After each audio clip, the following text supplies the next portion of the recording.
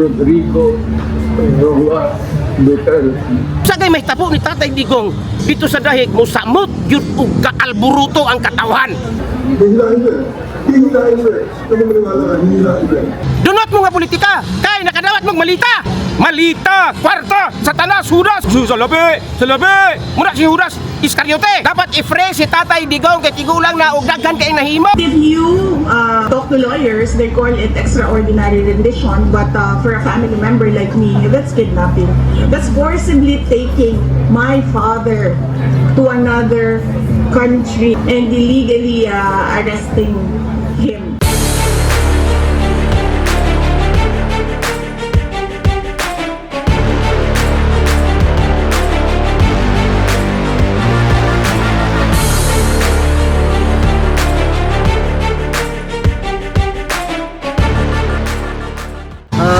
Maayong hapon din kaninyo mga igsoon.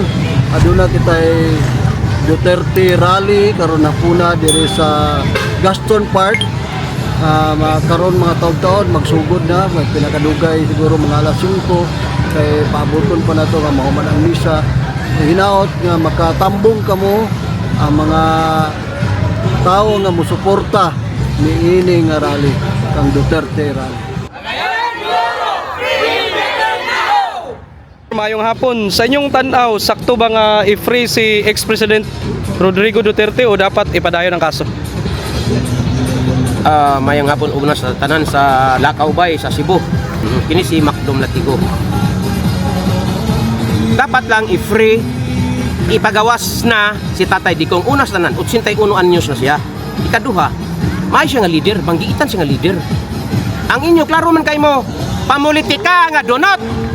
Bisag kakamping, nakikigbisog-bisog ko no silang Risa. Yelo, makikigbisog. Dunot mo nga politika, kay nakadawat mong malita.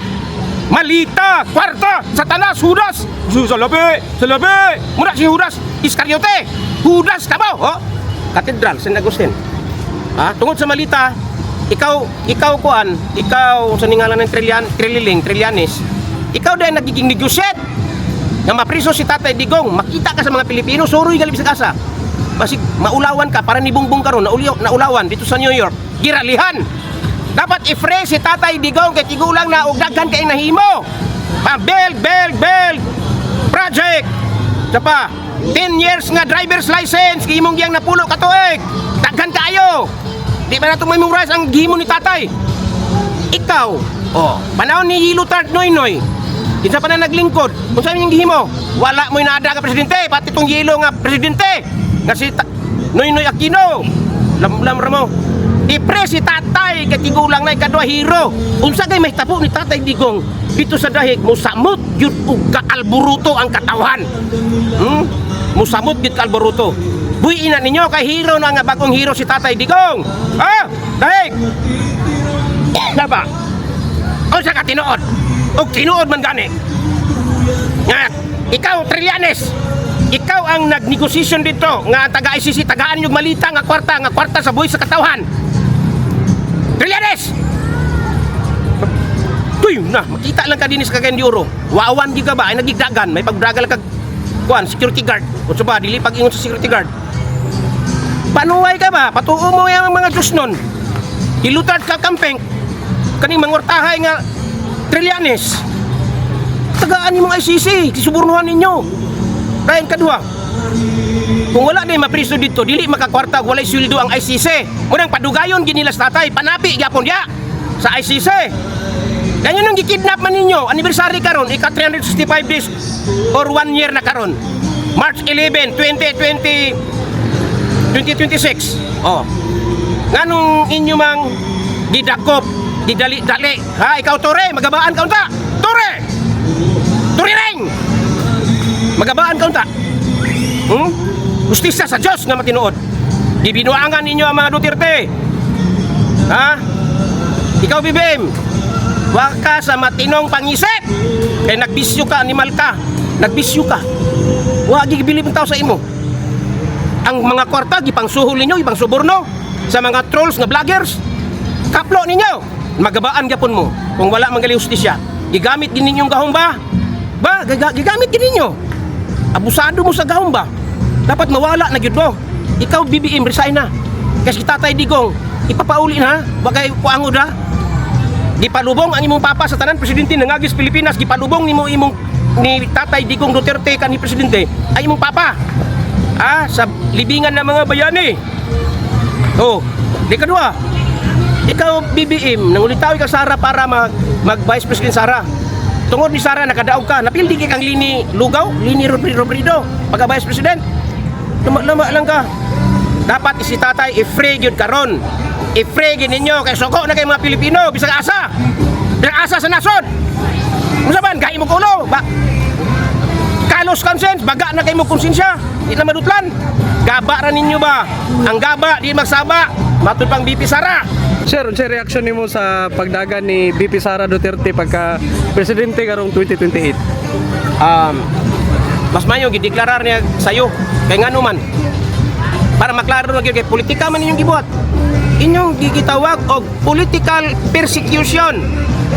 Sa to pa, mas mayo nga gideklarar ni Inday Sara sayo pa para kung say may tabo niya, klaro kayo nga politika. Kamo ba?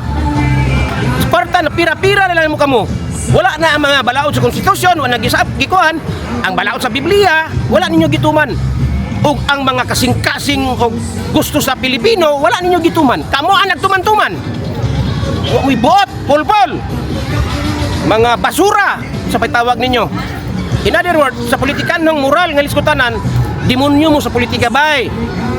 Demonyo mo, evil, satan, bad spirit. Demonyo mo sa politika, ngayon liskutanan, di mo gatarong. Ang mga Duterte inyong panakip bukas, panakip butas. Para ang inyong isyo matabunan, mga gahi nga isyo, mga makauulaw nga isyo matabunan. Duterte dayon, dakpon si Bato, dakpon si Digong, sa panahon niyang panggulat-gulat, gamit ang gahom sa ombudsman o sa DOJ. Grabe kayo mo ba?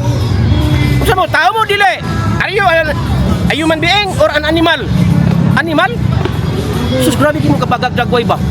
Grabe kayo mo kadagag-bagag-dagway ba? Wala na ganay mga tao sa imo ba? Unang sakto nga mag-istorya. Ako, mag-istorya. Taong bayan. Di kay karisa tong bayan. May taong bayan ninyo. Nagkasa nga survey, wa man mo. Kulilat man mo. Si Sara, ang ngayon, Jod, nga mo deklarar. Kaya siya may Vice President. Ikaw, Risa, lugusa na mga katungtong sa 12 ka senador. Gamit-gamito di mong mga masa. Eh, sus! Sakay sa panahon para mga masa na kuno sa iya. Ang kinabagang masa karon naaman sa mga katauhan sa nagsuporta og simpatize, supporter ni Tatay Digong. Ayun masa-masa amot lang. Asa na? Taong bayan. Kaplo ninyo. Bad shot na kamo sa politika dito sa Pilipinas. Di mo kalimtan. Dolot sa bukog o kasing-kasing nga bad shot na kamo sa politika. Denhe sa pulo sa Mindanao. Kaplo ninyo. Lamlam na sa politika. Mas maayo pa siguro sa inyong animala mo. Kinasing-kasing ba? Di kay malita, kwarta. Ang inyong mga insertion. PhilHealth Queen. Kawatan ka mong karisa. Kawatan. Patyon ng kawatan. Death sentence. Bitay sa aprobangan sa publiko ang kawatan. Kinsay magpasaka na, buhaton ka na. Basig ay sugyot ng Sara ang kawatan. Ihanging sa public plaza. Ibitay, murag hikog ba? Bantay lang mo mga kawatan. Grabe kayo mo, naglisong Pilipino karon, napaygira sa Middle East. So nalipay mi nga si BP Sara nagdeklarar og mahimo siyang presidente. Kundi din niyo tinuntuan ng Comelec George Garcia. George Comelec Chairman. Resign now na. Comelec Chairman George Garcia. Ang inaga, dayaagan yung eleksyon, di ba? Pati mo mga damay gid mo ha, dayaagan ninyo ha. Kay si Sara mo daog mong jud. Limpyo lang eleksyon ha. Muna ang pagpangampanya ni Sara dili lisod bisan asa. Pero bantayan king Comelec kada city, municipal, province, regional o national Comelec. Bantayan, sugod karon makipasok ang mga katauhan nga mga gustog matarong nga mga leader moral o mga dakag project programa nga malipayon ang Pilipino busog ang kanang bugas kung di mo kawatan masubsidi ng 20 nga programa lang sa DA, Department of Agriculture. Pila lang kabulan kana yung malahutayon nga 20 ang kilo. Dili kay galamlam lang mo pirmi. Sus Ginoo, anemic na pagserbisyo sa atong gobyerno. Gikinahanglan ng mga leader. Bawal musulod sa gobyerno. Elected man, appointed or mga apply ang mga kawatan o mga pulpul o kapulan. Para sa kayuhan sa kinabag-ang katauhan. Oh. Tuluan ka mo, kini mo kabalo, bugok mo. Bugok.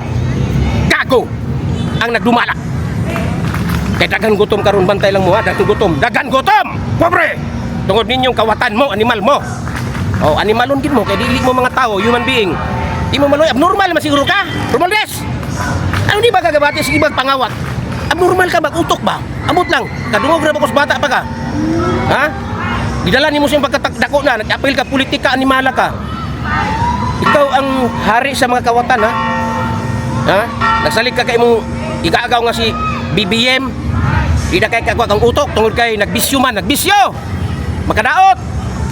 Oo, muna siya. Oo. So, salamat kay Brad sa imong pagkuhan sa ako. Dapat si Sara Duterte, may imong presidente, kasi siya may sunod sa kuhan. Dapat kung si Sara nagdagat presidente, siya ay presidente karon, wala tayong problema. Wala tayong problema. Kaya kaning isa nangilad man ka. Magsaba ka ba kung nakibisyo ba? Madaot ang utok gamay, mas kuan ang utok. Maliso gamay kay nagbisyo man ka. Unsa nga bisyo? Diba? Oh, so. Taba ba nganong dagan-dagan man ka BBM? Nangilad ka ba? Budol. Nangilad ka BBM. Dili ka dapat ma-presidente karong orasa. Bring him home Tatay Digong, ha? Bisan asa malipayon ta Brad. Kay bisan asa nga lugar si Tatay Digong gi-welcome si BP Sara. Tanawag si BP Sara bisan asa. Magsin kita mga tao tungod sa gugma ug pahinganop nga ang atong BP Sara gilutos ninyo. Damor inyong lutoson si Sara, damor mo kusog ug ayo. Labi na kung si may tabo ni Tatay Digong sa dahig. Patay kang bata kang administrasyon ni BB nga adik. Patay Digong, patay. Kay may tabo ni Tatay Digong, may pag inyo na siyang kunon. Base sa hustisya, kaangayan, due process. Why due process ang yung pagdakop ni Tatay Digong? BP Sara, God bless you. Tanan na mag-volunteer kada lugar, nasod, or munisipyo, siyudad, barangay, kung nasa Sara, kita mga DDS, mo apil tagwardya ni Sara. Mo apil tagwardya. Kung na mga PSG dyan, mga 300, pira, 50 ka buok, or mga pulis, mga DDS, mutabang tagwardya Sara, kay mudaog si Sara, bisa unsaon, hindi lang siya mamatay, kung patyon or magsakit. Sa Ginoo na lang may balo, pero mudaog siya. Sige, salamat ha, God bless, Ryan. Thank you.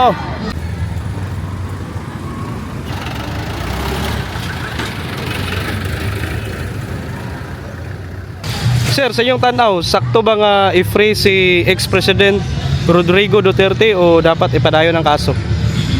Sa ako gid kinanglan nga i-free gid nato siya, ato siyang buhian. Kaya ang gihimo ni President Rodrigo Roa Duterte, gihimo ra niya ang iyang trabaho as presidente sa tibuok Pilipinas. Wala niya gitrabaho kana, gihimo niya ang kana iyang tuyo sa pagdakop sa mga katawhan na nakasala o na mga salaon. Dili kay para siya ang kagalingon, para siya musikat. Gihimo na niya para sa katawhan, para mahimong naay kaayuhan ang tibuok Pilipinas. Adunay kausaban labi na sa war on drugs. Dili sa tanan niya ang ginihimo, giuyon ko, wala ko na ingon nga dili ko giuyon. Kaya iya gitrabaho ra niya, gihimo niya ang dapat himuon para sa katawhan. Kailangan gid nato siya papaulit diri sa Pilipinas.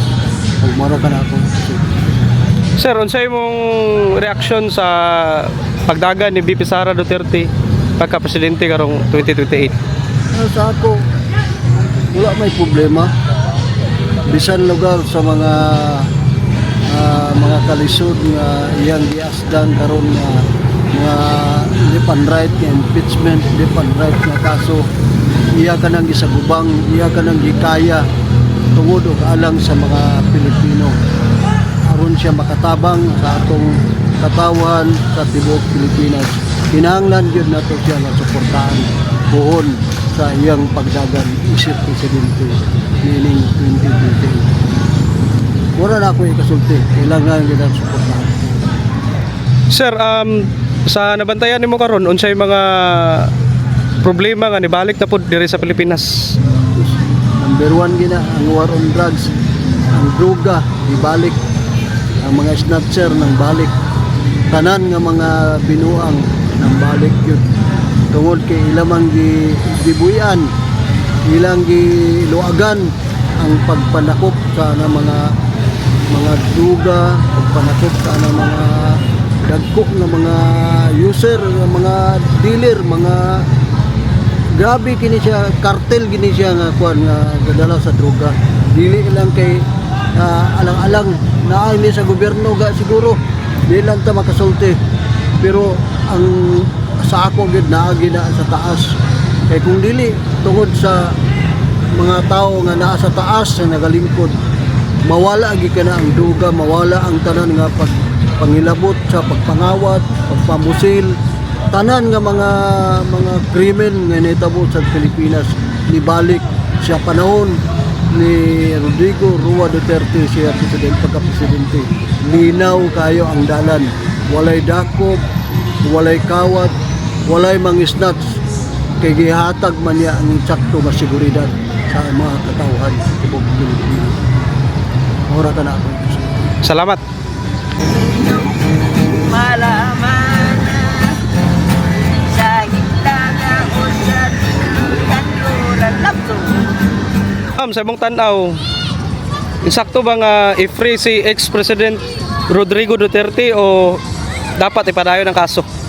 100% i-free gid siya sir kay ngano ay balo naman ta daan unsa na tabo niya sa una karon sa iyang ika 1 year karon niya sa iyang pagdakop so dili gid makatarungan kay ngano dili laging patas sa hinahitabo sa iya dapat gid siya nga i-free kay kung ipadayon ang kaso walay pulos kay di ba nagpagawas na si tatay o kanang nagpirma na siya sa iyang waiver nga dili siya matubang kay gusto niya siya magpahiring sa ato okay siya sa ato pero dito sa laing naso dili kay nga wala naman tay labot dito Pilipino maya siya nya anon dito kanang ipadayon man ang kaso dito dapat dire so kanilang atong president karon kay kuan kanang walay baruganan kay ngano human sa gibuhat ni Tatay Tigong saya human sa iyang gibuhat nga ayang papa sa daghan nga president nga nilabay walay nakapalubong siyang papa si President Duterte ra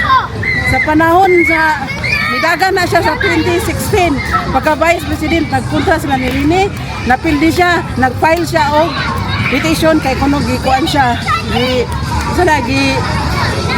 limbungan di ba wala siya kuan ba wala siya kanang wala sa eksaktong baruganan isang wala sa gilimbungan mingong gilimbungan na karon grabe na ang korupsyon sa ato ang nasod grabe na ang kalisod tanan-tanan na anagid tanan sa panahon ni Tatay Tigong murag sipti ta isang mulakaw tag magabi diwa tay kahadlukan kay ngano tanang pulis na adi na sa dalan murag feel na to safety gid bisan ato mga anak karon wala na as in wala na gud so kinahanglan si Tatay Tigong ipauli gid siya i-free gid siya dito dapat ang ICC makita na niya unsa kadagan sa mga Pilipino nga nagmahal buok nasod makita unta na nila pero ngano nagpakabuta-bungon sila kang ilang giuna-una katurang nangamatay nga tungod daw sa droga pero unsa man tong gipangpatay sa mga adik isa yung naglaban adto isa naglaban si Marcos wala man naglaban na karon ang mga attorney nga mo'y nagduot dito ni Duterte wala gihapon ang mga attorney karon nga Pilipino gihapon wala na mga kaluoy kay kung pata sila dapat ilang itabangan katong gipatay sa adik o kato na yung gipatay man kan ni Tatay Tigong dapat patas pero wala man kay nakita one side raman sila maunang 100% kuan ko nga i-free gid si tatay din ipaglaban gina nato si tatay bisin ako sa akong kaugalingon ako gyang gi-present ang kaugalingon nga ilaban gina ko siya solid gid nga Duterte kay ngano dili may ko nakita ni tatay in person na pero sa iyang nabuhat wala man ta nabuta dato ginaipadayon dapat saon ta man nga nabudol man ta ani ato ang nasod karon sa pila ka millions kung wala pa si Sara dili siya makadaog sa pagka-presidente mao gina ang tinuod sa kinsa pay pangutanon dili ko mahadlok na istorya kay sa 2016 nidagan siya napildi vice ra ganito pero karon nakadaog siya tungod kay Sara mo na karon ilang si Sara ilang gilisod-lisod gitailan nila kaso bisag ang kaso ko ta kanang dili na angay ibuyat-yat kay confidential gani nya nganong ila pa man ibuyat-yat di ba unya di pud sila patas kung ila man ganing gusto mahibalan tanan dapat iapil pud nila ang taas na grabe naman unta ka kuan karon ang mga marinso nag-inisog na sila gilaban nila ilang katungod kay mo gyud ang tinuod. Pero ngano man hilom man kayo sila. Nganong hilom man sila. Unya ngano ang gibasura na sa Supreme Court. Dili paging ibalik sumo kay ba. Sumo grabe ka sumo. Ang kana ilang gibuhat karon ni Sara. Wala nila nakita ang kanang ang kalisod. Dagan kayo mahimo unta nila nga mga maayo. Pero dili sila naging patas. Mura na itong problema karon. Muna si Tatay Digong dapat i-free siya tungod siyang edad. Mag-itiwan na siya karong 28. Dapat makagawas na siya. Muna untay diha sa ICC dapat maunta na inyong makita. Ginoo ko. Ang mga judge ba dapat maging patas. Maguna-una silang maayo. Kung isa kadagan ang nang mahal ni Tatay Digong. Wala akong mga istorya na. Dapat i-free si Tatay. Iampok gina namo kay ngano. Wala imposible sa pag-ampok. Grabe ka powerful. Ug ang mga tao wala ra. Ang kanang mga judge din wala na ko ang Ginoo magbuot. Iyang i-free gina niya. Kinahanglan makagawas si Tatay makauli siya sa ato. Balag ma-prison siya diri na sa ato. Dili sa ilaha. Mura na akong maistorya sa nga. Free si Tatay. Salamat. Ayong hapon sa karon no diri sa Pilipinas ba unsay mong mga nabantayan og unsa nga mga problema karon nga nagkagrabe na gyud? May hapon sa tanan. Ako si Gores Jovan from Balingasag, Misamis Oriental. From Team Incredible Dreamers. Ang akong nakita karon diri sa atong komunidad, atong palibot, naghatak na gyud ang mga droga. Usa kinahanglan gyud nato nga ato yung ipakuan ang atong gobyerno nga kinahanglan nga mahipos gyud na ang mga dautan nga mga elemento. Kaya ang atong mga bata karon dili gyud safe tungod sa mga drug addict. So nagkagrabe na karon dili pareha sa una nga si Tatay Digong pa nga mahipos gyud tong mga badlungon diri sa Katilimban. So yan po namo dito sa Balingasag ang among mga kauban dito nga unta dili unta makaangkon sa nagkuliyang na tungod sa droga ug sa mga dautan nga mga elemento tungod sa mga droga nga ilang gigamit. So daghang kayong salamat sir sa imong pag-interview sa ako. Mabuhay ang Pilipinas. Ibalik na to si Tatay Digong diri sa Pilipinas ug atong butaran si Inday Sara Duterte. Rodrigo Roa Duterte.